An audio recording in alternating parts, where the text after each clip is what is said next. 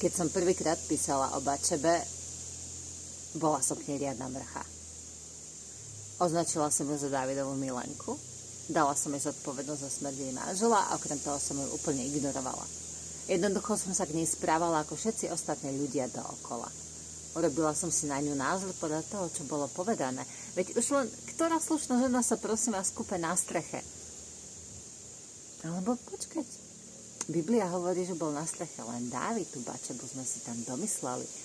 Možno, že má v tom prste ten Dávidov fanklub, ktorý sa snažil zodpovednosť hodiť aj niekam inám, nielen na neho.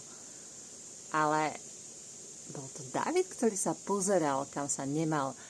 A nielen pozeral. Keď si Dávid poslal tú Batšebu, ona nemala možnosť povedať nie. A keď otehotnela, on sa snažil zhodiť otcovstvo na jej manžela. Na Uriáša, na Batšebinho muža, som názor nezmenila. On ešte aj v opitosti bol lepší chlap ako Dávid. Lebo Dávid, keď mu nevyšiel ten jeho plán s tým kamuflovaním otcovstva, dal Uriáša zabiť. A Batšeba nie, ako žena v tých časoch nemala rovnaké práva ako muži a už to bož nemohla povedať nie kráľovi. Dávid bol v mnohom inom výnimočný kráľ.